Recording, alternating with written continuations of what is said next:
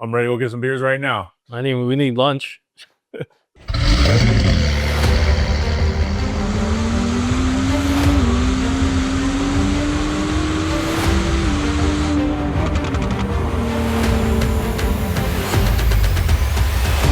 This is Hard Parking, brought to you by Ray Hyundai and Ray Toyota out of Scottsdale, Arizona. I am your host, Jhae Pfenning, recording from my home studio here in Gilbert, Arizona. Coming up on today's episode, Desi Allazetta. I went over to the warehouse. We sat down and we talked about the upcoming Copperstate 1000 cruise, which will be happening here in April. I can't believe it's almost been an entire year since we've been on the podcast together.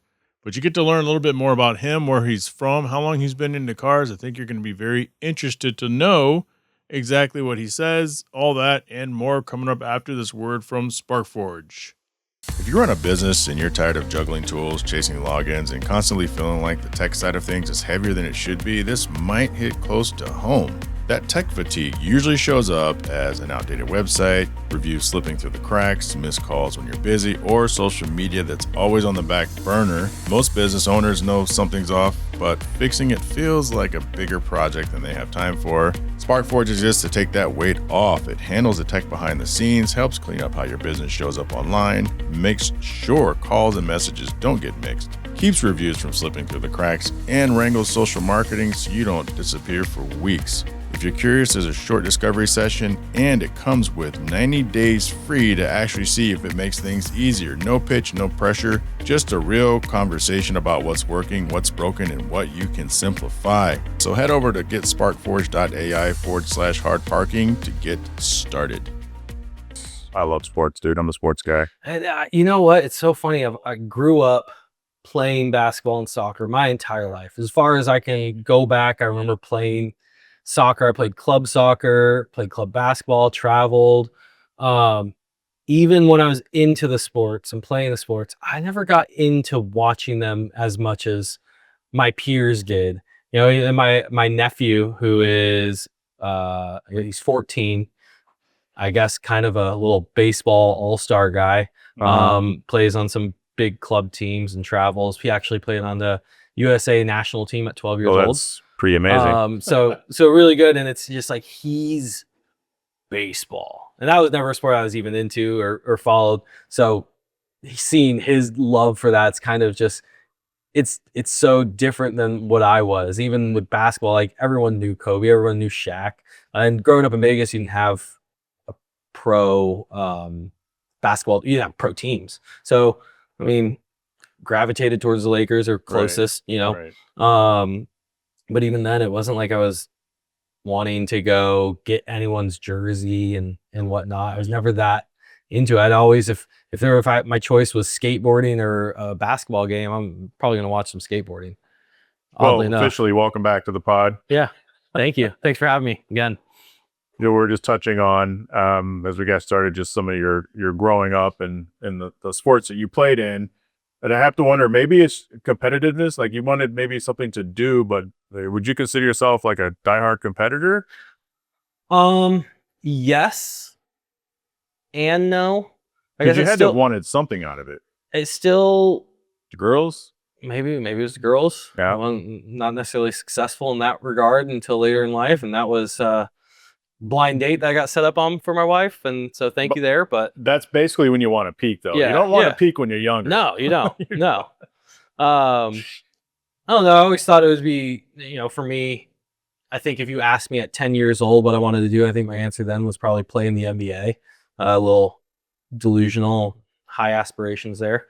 So not an astronaut or fireman, No. a doctor or lawyer. No, Yeah. NBA. Yeah. Funny story that somehow sticks to me is I remember one time at the pediatrician's office, and she asked me like, "Oh, what do you want to be when you're older?" I'm like, in the NBA, but I don't think it's that likely, is what I said. And so I was older, probably like early teens. She goes, "Oh, I think you could do it." And she thought I was saying MBA and wanted to get my master's of business administration. So no, she was right. I probably could have done that, but I didn't. So Even with the NBA, I think we tell people that you can be anything you want to be. You can do anything you want to do. And not to be negative, but the reality is no, but you can definitely aspire to be. yes, And through that, you can grow. it's like not everybody can be an astronaut and everybody can be a professional football player. You can tell, pretty early on, Yes. what people are gonna not necessarily do, but what they are capable of. And then sometimes the noodle, generates faster, and then great things happen, but physicality is the physicality of it. Let's reset this. You are the chair this year of Copperstate 1000. Last time we sat together, you were the co-chair last year. Yes, sir. So we're coming up on that event. Yep. So we're coming up on our 36th annual. So fun fact that I think, maybe I'll get corrected on this at some point, but I am the first chair that is younger than the event. I'm 34 years old, so this event's been around longer than me, which is kind of cool. A lot of pressure to make it a good event, but yeah. So this is the 36th annual coming up in second week of April, and we'll be taking off from Tempe Diablo Stadium April 12th. April 12th, and the drivers are leaving earlier this year. Leaving earlier this year. So last year they left at 10. We'll be leaving at 9 this year. Got a longer first day of travel out to Laughlin. Should be a fun little stop there. A little bit of gambling, cheaper tables hopefully than other places. But yeah, so leaving a little early, so get there earlier. Car show starts around 7:30. We'll have some vendors. It'll be a good time. And just to set this up, we are sitting at the warehouse, so you may hear noise coming from the background. It's a big Porsche exhibit that's going to be tomorrow at the time of this recording. Yeah. Yep. All GTs, right? Oh, I believe so. I don't have a Porsche, so I just show up to the events. You just observe. But you just bought a Porsche, did you not? I did. I just got a 996 not too long ago in October. Haven't put as many miles as I'd like to on it since I got it, but it's been the miles have been fun. Dream car, or what came about that? Because I know you like Porsches. I like Porsches. It's my first step into one. I actually, when I was hunting in the market for one right now, or that was a market for them, by the way. They're the 996. The one I got is a .1 with factory aero kit on it, so it has like the GT3 wheels from that era. Mm-hmm. We didn't get the .1 GT3 in America. We got the .2 GT3. So it looks good. I like the headlights. A lot of people don't. And it's all white, or does it have the yellow? It's white, isn't it? Or is that the yellow? Mine's all clear. Doesn't have that yellow yoke. Not the egg yolk. Not the total egg yolk there. Thankfully. So, I mean, spec wise, I like to think mine's a pretty good spec and will hold its value, if not go up. It's only got 55,000 miles on it for an 01. Wow. So pretty low there. I don't think it's going up like next year, but maybe the next few years. I'm hoping to not lose money at the time I come to sell it. That's really all I want. Why the 996? Price point, mostly. Yeah. Price point for what I was looking for. Sure. I wanted a driver's car, something that was manual. Since I have a Gen 1 Raptor, which is the daily, so needed to get something that was opposite. I was looking at this, like that E46 M3s. Sure. When I was showing them to my wife, like, which one do you think's better? She's like, I see you in the Porsche more than the BMW. So she made a little bit of deciding factor there. I want to make sure she thinks I'm cool. Sometimes you have to go opposite of what they say. Sometimes. Yeah. She enjoys cars, thankfully. So I take her opinion on a few things. Sometimes not so much. Like, I really like the ID Buzz. I think those things look cool, and I want to get one and slam it. She hates anything that's electric. Let's talk about EV. Let's talk about little EVs later, because I think they canceled that thing, right?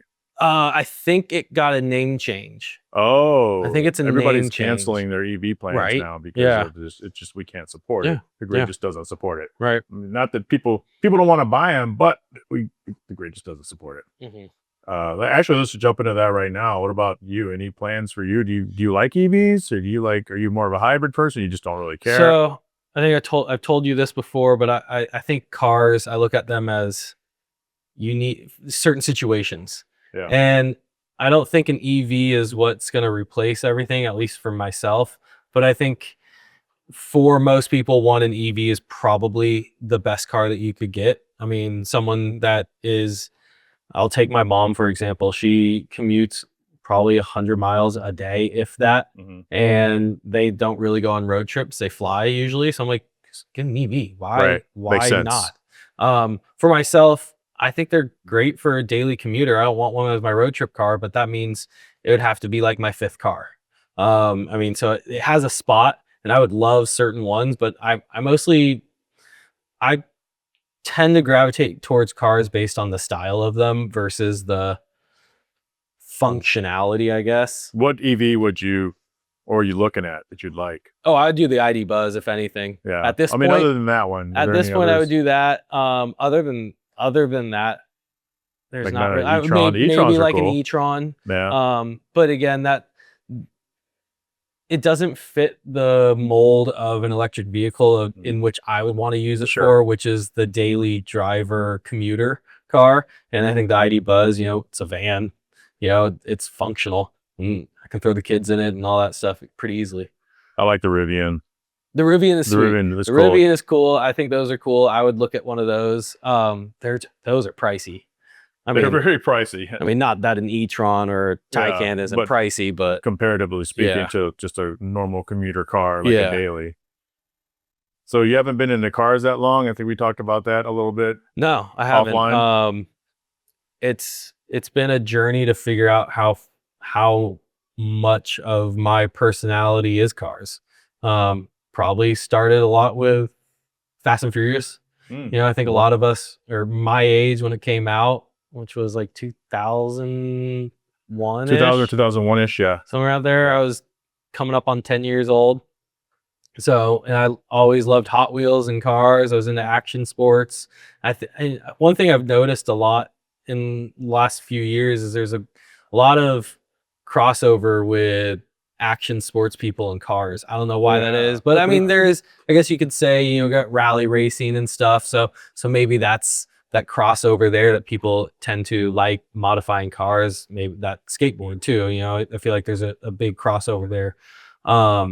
But yeah, it's probably been within the last 7 or 8 years that the bug has really planted itself in me. And it started with an Audi S6 that I got in 2017. And that opened the door to meet. Was that here? That was here.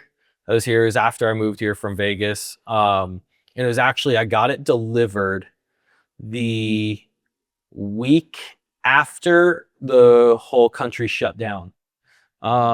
So there was nothing going on. I got the car, put out a little note on the Arizona Audi group on Facebook, and one other buddy, a good friend of mine now, he commented, he goes, I don't think the group's doing anything because they were a national group that couldn't host an Couldn't do event. anything. He's like, but we have a group that wants to go on a drive. And that was really my first time doing anything of the sort. So I mean, I was doing this at, that was 7 years ago or so, or no, 6 years ago, 2020.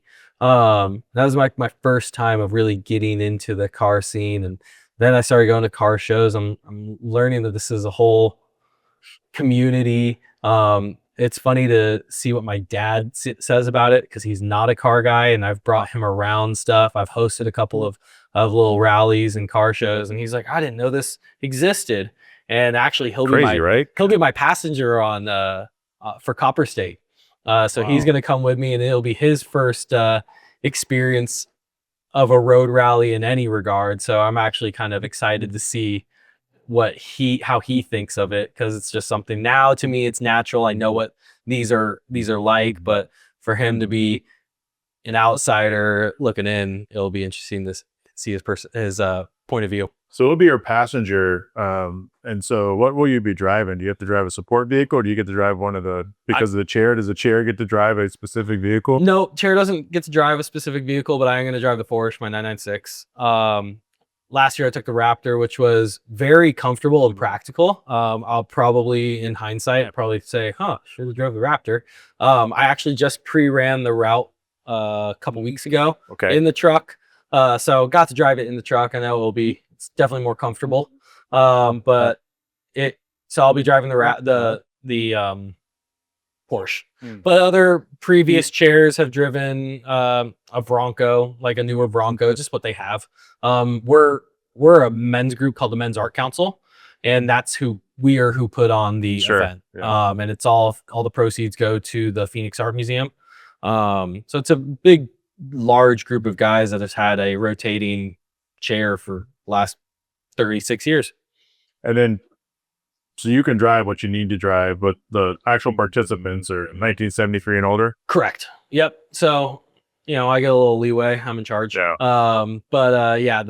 To be a participant in a qualifying vehicle, it's a 1973 or older.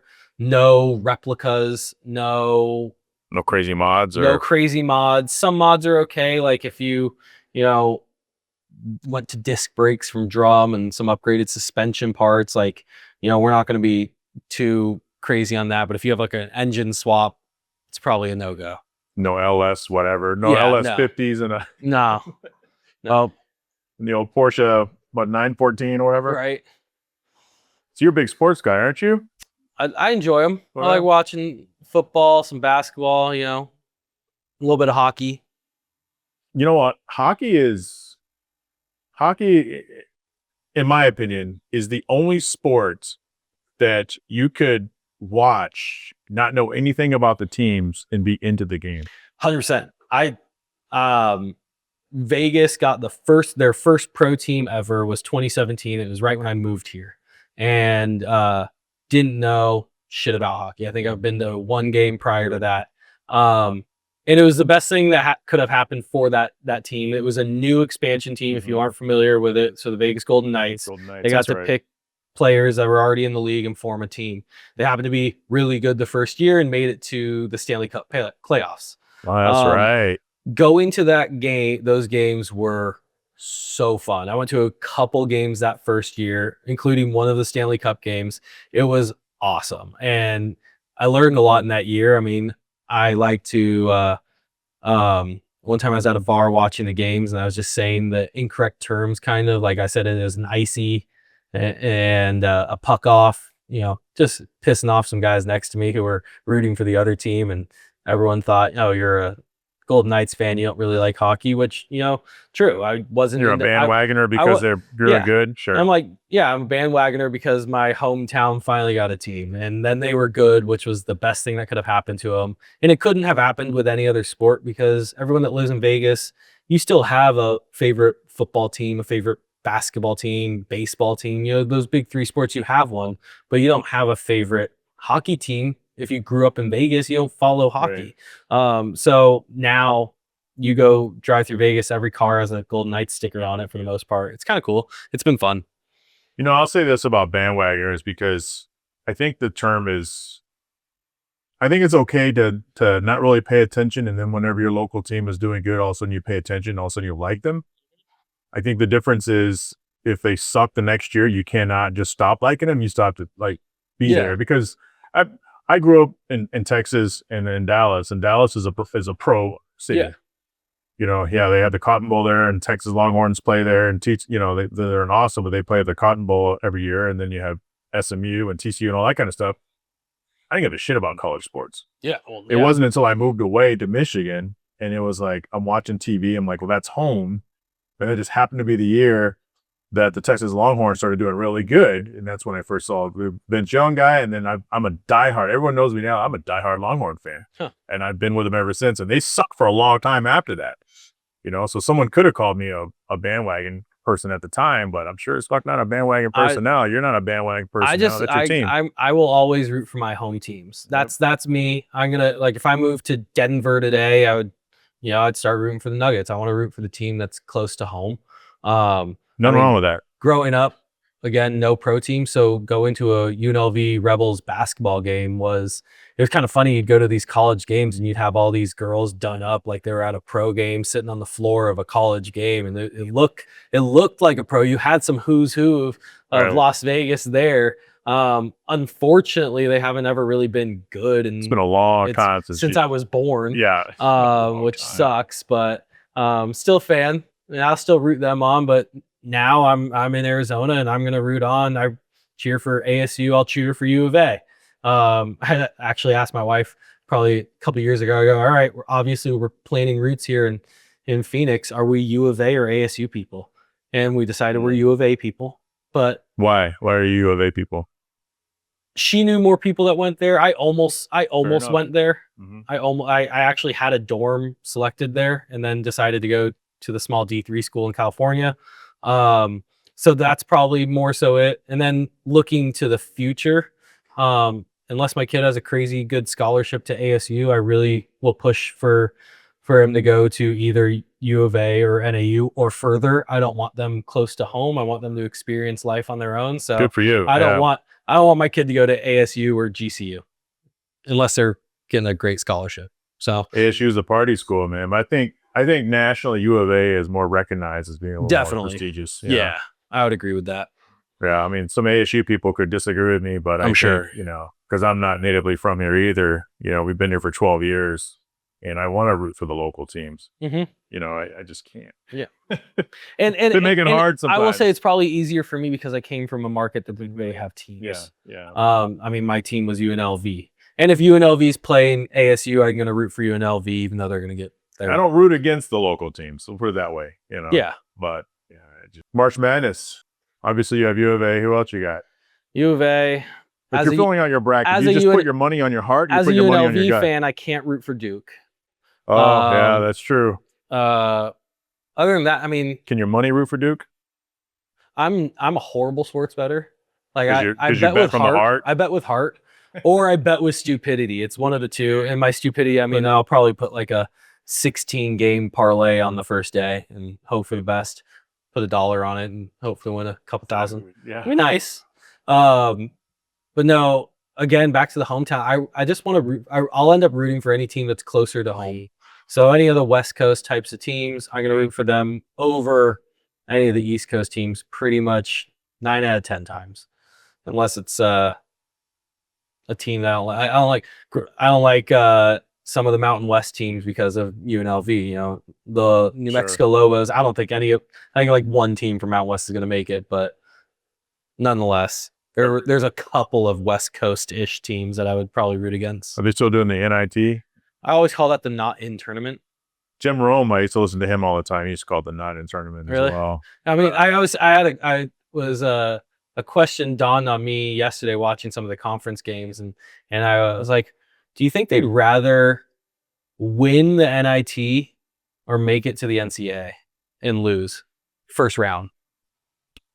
That's a damn good question. Is there a money difference?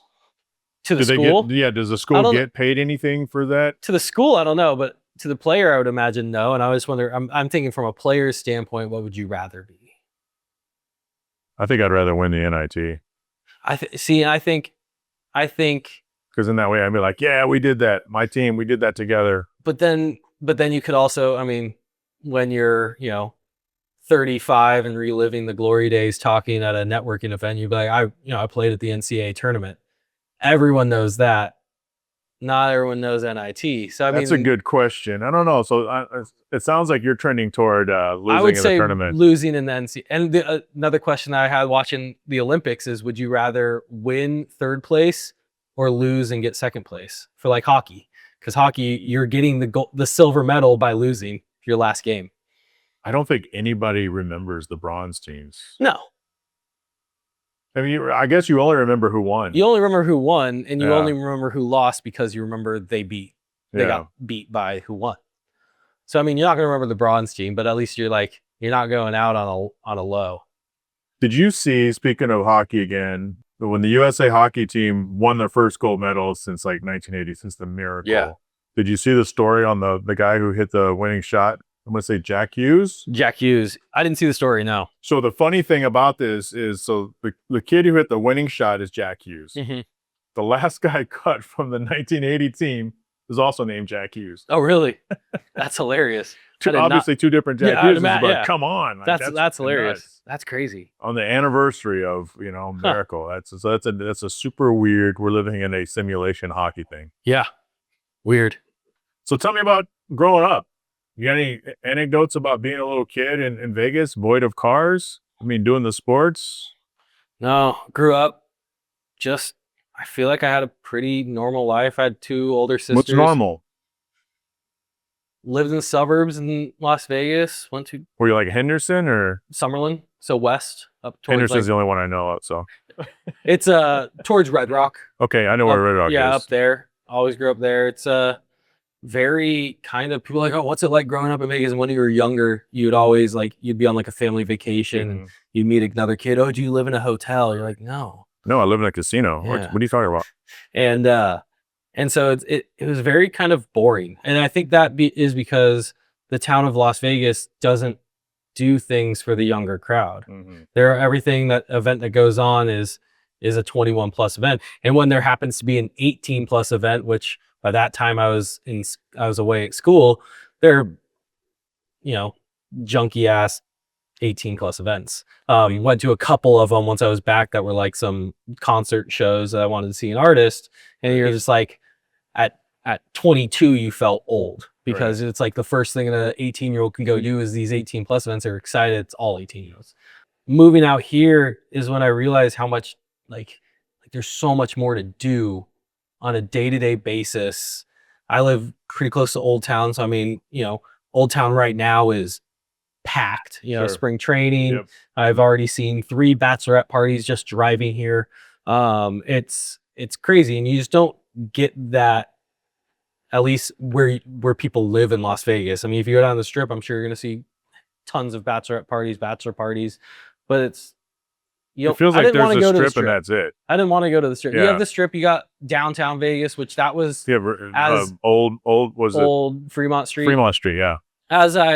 Once I graduated college and I moved back there for a few years, that was, if we were to go downtown or to the strip or anything, it was always to Fremont Street, Old Vegas. They're more our scene of the, I wouldn't say dive bar, but it's more of a bar than a club. Right. And those clubs were just not my scene. It was a little pretentious. I remember one time I bought a girl I'm like, what do you want? She goes, vodka Red Bull. I was like, all right, 2 vodka Red Bulls, and it's $54. I was like, this is absurd. That was like Absolute or something. Yeah, it was crap. Pop off. Yeah. Some pop off vodka. Plastic bottle. Yeah. Did you guys ever go to, I mean, I would assume you've been here, but sometimes when you grow up somewhere, you don't go to the places that are literally in your backyard. But you guys ever gone to Valley of Fire? You know what? I have not. And I hear it's a great drive to go through. It's short, but it's awesome. Yes. Driven past the exit for it countless times going snowboarding in Utah. And, but no, I have not actually driven through it. Heard it's great though. I only know about it because we did an NSX event there back in 2017, actually. It's just 2015, 16, and 17, or maybe it's 16, 17, 18, whatever the case. And that was one of the most amazing things I'd ever driven through. Really? Yeah. Last year on Copperstate, we drove through Zion. I didn't see that. That was my first time driving through there too, and I'm like, wow. Heard it was awesome. I wish awesome. It was the one time I wish I was in a convertible and could look up a little bit more. But I mean, that was gorgeous landscapes. The first time I ever did a rally was 2021, I think, and I had signed up for this rally, and I told my wife, hey, I'm going on this. It's Denver to Vegas, and what rally was it? Crown Rally. There's like a handful of them. They're decent size. They were, when I signed up for them, this was the second time they did a West one. They do like a North and a South. So they do like the South, and they do kind of the Midwest area. The one that we did had 150 cars on it. Wow. I had the Audi, and it was definitely on the lower end of cars, and definitely was more of a, I was probably most comfortable though, because there's a lot of, R8s and Huracans and some Ferraris and whatnot. Couple RS7s. So I was like, we kind of hung out with them. But I told my wife, I'm going on this. Do you want to come with me, or do you want me to bring a friend? I'm like, probably going to be driving a little aggressively and taking some turns pretty hard. She goes, well, I want to see like the scenery. I'm like, understandable. And to the point of like driving through Zion and Valley of Fire, it's like the roads in Colorado, when we were driving those, I think when you're out here in the desert, you get so used, the desert's the desert. And now all I want to go do is drive through canyons and trees and all of that. And it's just gorgeous with the windows down, especially if there's trees, it's fresh air. Can't be beat. You know what? It's amazing you say that because I agree with you 1,000%. You know, when people come here, they're like, "Oh wow, this is so cool. You have all the cactuses." I go, "Yeah, it's cacti," but okay, we have the cacti everywhere, and they're just so amazed, and this is what we see every day. Uh-huh. And you know, we moved here from West Michigan, so you got the trees, you got the Mhm. water, and so every time I go somewhere and I'm driving, it's like, "Wow, this is amazing, honey. Look at all the greenery. Look at that river. Look at that little nook." You know, and she's just like, "Uh-huh, Mhm. yeah, that's cool. Oh yeah, that's nice. Okay." But we're just as car people and people Yeah. who just obviously love scenery, Yeah. it's just so mind blowing to us. I mean, we were just I was in Flagstaff last weekend and we came down. And usually when we drive, I like to go the more scenic route and go through like Payson and Lake Mary Road. And we're coming back down the beeline and with the rain that we had a few weeks ago, it was very green out there. And it was just I'm like, all right, looking off in this one spot after a turn, you kind of opens up, you see a little bit of valley there and the mountains and the greenery and the cactuses. You're like, all right, this is what people, when they're coming from out of town, if they see this, they'd be like, wow. And to us, I'm like, it's beautiful for the desert, but it's still to me, I'm like, it's the desert. It just feels dusty. Do you ever take the is it the Bush Highway cutoff with the I've beeline? taken it, yeah. Yeah, I've taken it a couple times. It's great when you're coming in here. When you're leaving, going out, Mhm. it's nothing. But when you're Yeah. coming in, you come over the you know, Uh-huh. and you have the Saguaro Lake on the left, and you get the big thing in front of you. It's pretty amazing. But Yeah. then you're just stuck in traffic. Slow, all the boats. Yeah, and then you take Usery Pass Road, and it's kind of up, down, and swooping around. Yep. Yeah. And driving all aggressive. I used to take the old car out there, like early in the morning sometimes. You know, have you gone up to Canyon Lake at all? Where's Canyon Lake? Tortilla Flats. Oh, yes, yes. Yeah. Yep.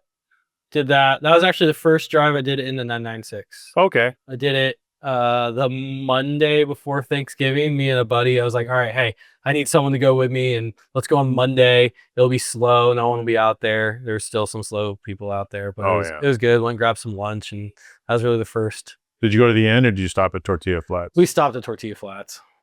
It was only like, there was actually rain or something that had happened. And so right after Tortilla Flats, there's that wash. And it was probably not that we couldn't have gotten through, but it was probably a couple inches of water going through there. And you never know. Yeah. Honestly, it could be a couple inches. There could be a huge pothole you can't see. Right. You just have to wait for it to be dry. And then you can go. It's another, I think, 2 or 3 miles up to the very top to the end of the pavement. Great for photos. Yep. The first time I ever actually did that was I had a Grand Cherokee and we came from the dam. Did you go that way? We came the other way. Roosevelt Lake. Yeah. And I'm like, oh, we could take this and driving is pretty much flat dirt path and climb up towards the end and saw a Mustang on there. I was like, this is weird. And then we got to it. I was like, oh, this is a cool road. Man, I tell you what, I took that road twice. It beats the shit out of your suspension. Does it? Yeah. But I don't even know if it's open right now or if I think they should pave it. That way you can go from Tortilla Flats over to the Roosevelt Dams. Mm-hmm. But I haven't touched that road in, 11 years. I don't even know if it's open. I haven't been. All the way through. Yeah. It'd be cool it'd be a nice fun road if they did. I mean, probably a lot of boats and traffic, but if you're up early enough or late enough or something, it'd be a good road. You see the that legislation that has been proposed of like no speed limit on the 8th? Yes. I talked about it. I don't know how many episodes ago. And it's like select spots, and I think they talk about maybe the 8 because it is the 8 to Yuma, which the only reason that you can go like 140 there in a modern car. Maybe one. I mean, I don't think. Like, what do you think would happen if they pass that?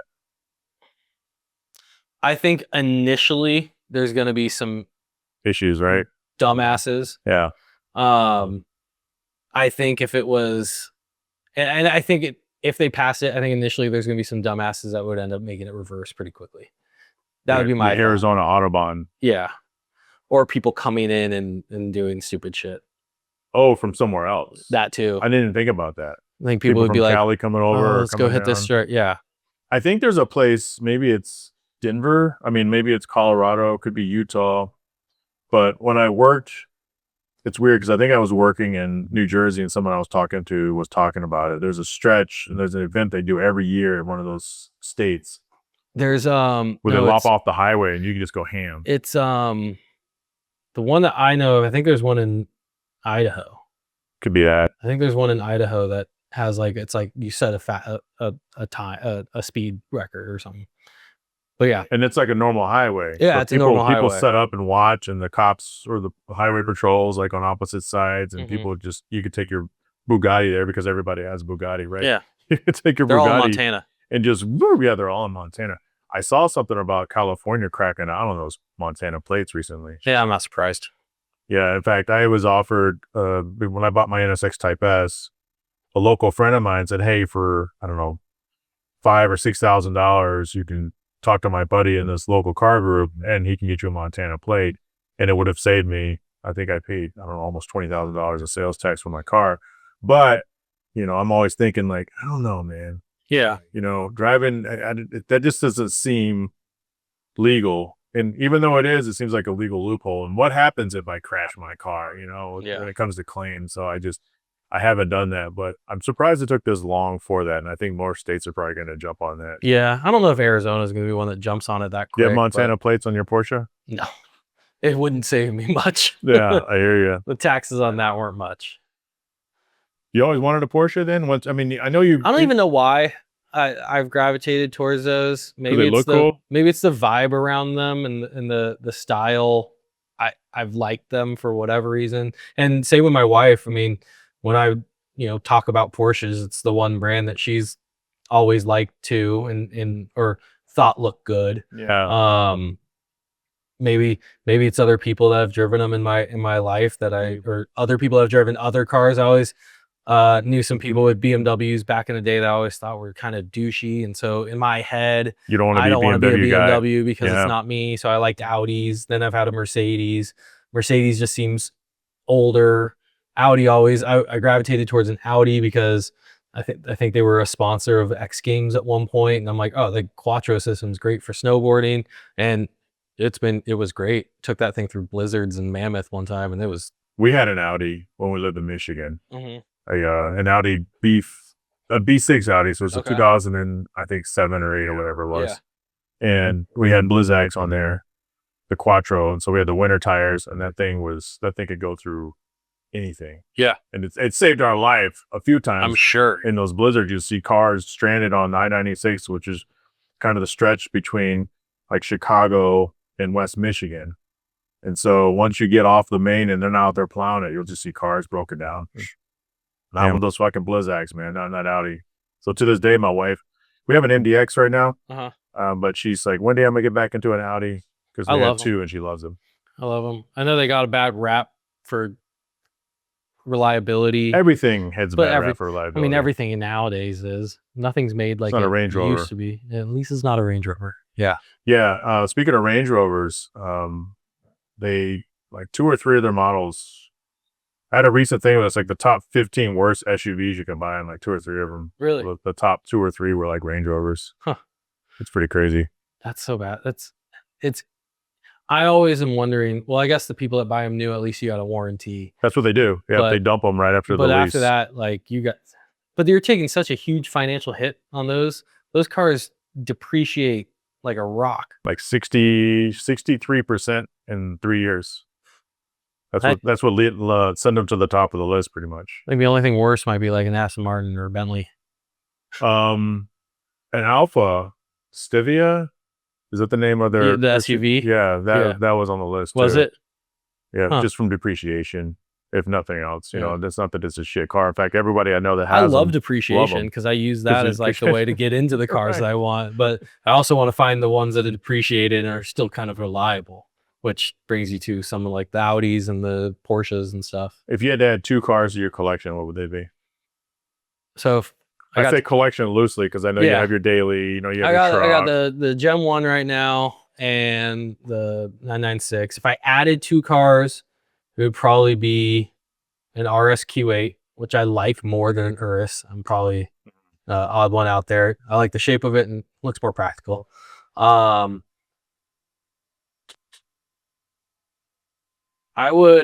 The hard thing is if the other car I'd want to add is probably like a GT3 of some level. Well, here's the deal. Money is not an object, but practicality matters. Okay. right? So it's like, well, I would get a McLaren F1. Sure, you would. We all would. Oh yeah. No. You know, but are you gonna drive it? You know, My silos are like, I want like a fun truck. Now that I've been in a truck and now I've done some family trips with a truck, having a bed is, I'm not towing anything. I don't really care. I don't have any future plans unless I were to maybe get a side by side at some point, but that's so far down the line that towing's not in my mindset. So just the fact of having that space in the cab and the bed makes a trip for a family of 4 with a bunch of shit so much easier. You know, you got pack and play and strollers and stuff. It's a game changer. So I'd like to keep a truck that's still fun. So some sort of like Raptor, RSQA kind of daily, a GT3 997 would be ideal. And then I'd like to go, then after that, it's kind of more the fun classics, like a 964 and an NSX would be 2 older cars I'd want and fully build. But then as I'm cruising down the street, I see like an old Benz that's on some air and styled out. And I'm like, that'd be a cool cruiser too. So, I mean, again, it's, I could have one for every day of the week. I'm glad I'm not rich. You know, my wife's probably happy we don't have space. Yeah. It's you either run out of money or space. I don't have money either, but yeah, I don't have space either. So now I'm like, can we get a golf cart though? Because around Old Town, I can drive that. Which is funny. You certainly could. I mean, there's a ton of cars, and I'm the same way. I see something like, oh, that'd be fun, kind of fun to have for like a week or two, just at like a long rental. Yeah, I guess the 360 sounds fun to me. Like I love those. Sound great. They sound great. The 355. 355 though, then you're running into reliability. You can't service it without an engine out. Based on the 360, the one reason the 360 in particular for me is my uncle has a 360 that he's had since new.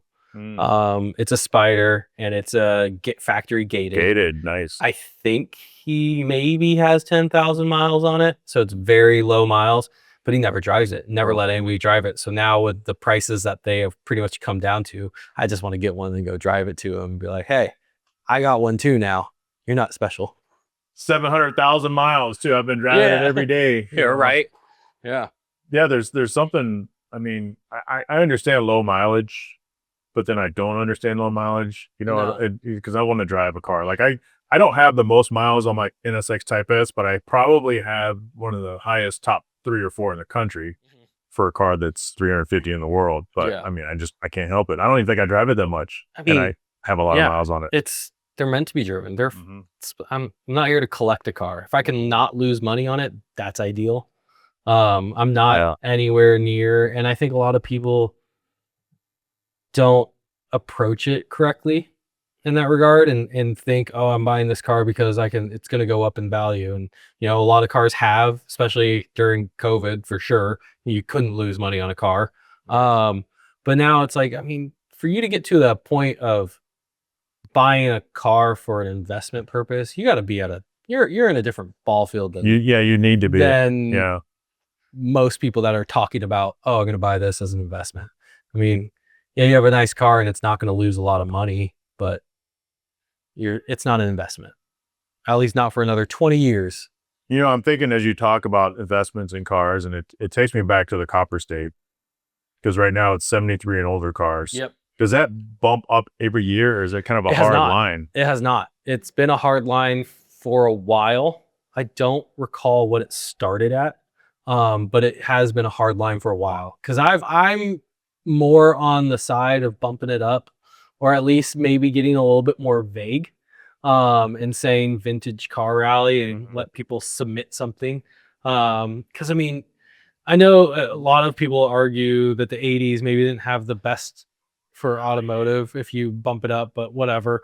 You're at 73, you got 7. Yeah, I mean, yeah, you know, but if you got up to the 80s, they're like, all right, what do you get out of it? But you have a Countach that comes into play. And the minute you get something like that on a rally, the road presence of the rally itself starts to market for itself. And I think it'd be cool to see some of those. Now, you have events like the Colorado Grand and California Melee that are great and successful events, and they have even, I think, a stricter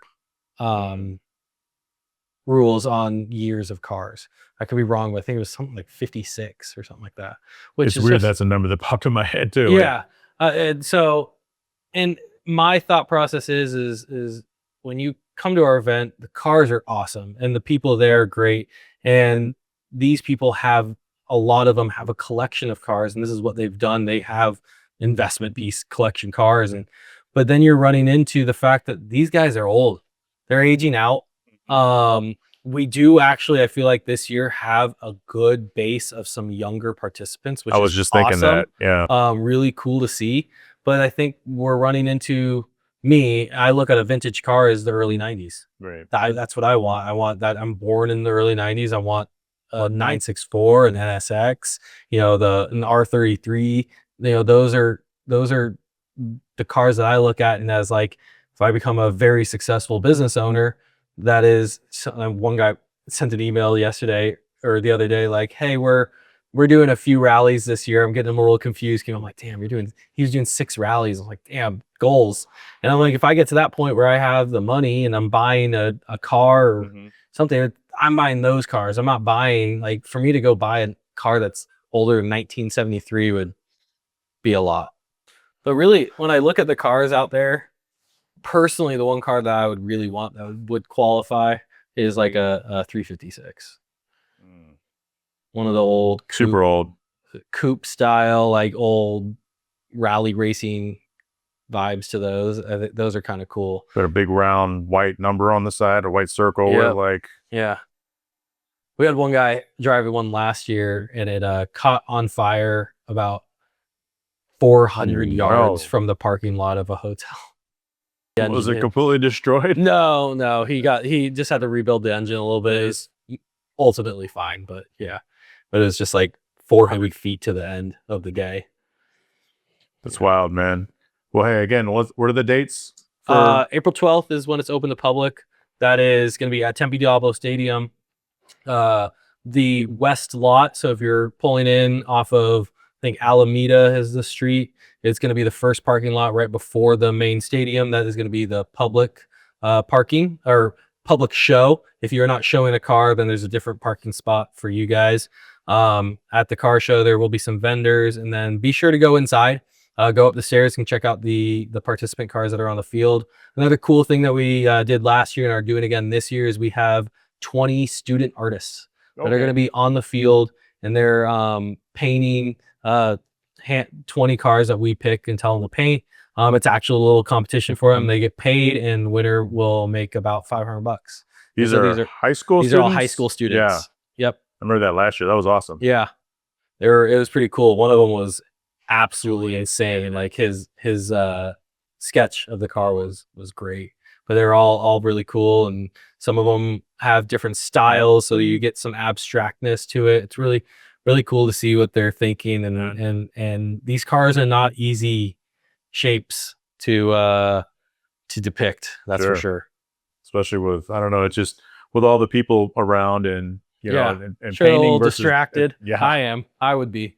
Well, but thanks again, man. Thanks for having me. Of course. We'll see you at the Copperstate, and we're gonna get some beers soon, right? Absolutely. Hell, all right. I'm ready to go get some beers right now. We need lunch.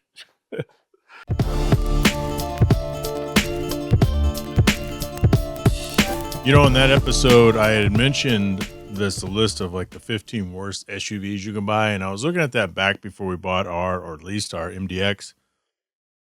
I meant to bring it up on some prior episode of the podcast, and I never really did. And I don't think I'm going to bring it up now. I already told you some of the worst ones on the list, and it's based on 3-year depreciation. But let me go ahead and get this episode wrapped up. I want to thank Right Honda and Right Toyota, SparkForge AI from Marcus Foundry, AutoCannon officially licensed Honda and Acura Gear. Jump to our Patreon business supporters, Kuya Automotive out of Winter Garden, Florida, Automotive Specialty Tool out of Always Mills, Maryland, Big House Small Home Design out of Caledonia, Michigan, and Traverse City, Michigan. Oh my God. That's what I get for trying to memorize it. The Lucky Breaks out of Sports Break. Oh my God. The Lucky Break Sports Breakers out of Caledonia, Michigan. And of course, Shaving Success Treasure Valley out of Boise, Idaho. Make sure you catch myself and Wes Tankersley every Wednesday at 7 p.m. Pacific Standard Time at One Drink Wednesday on Instagram. It is not a podcast, it's an Instagram Live. I want to thank Mark Stillman, Catherine Cox, Eddie Ramos, Richard Grays, Bo Jung, Alex Gamina, Drew Bunkley, and Dre Mullins for being the podcast sponsors, essentially. The Patreons, want to know more, go to patreon.com/hardparkingpodcast and hook a brother up. If there's a guest in the area, if there's a guest you want on the podcast, hit me up at info@hardparking.com or go to hardparking.com and fill out a guest request form.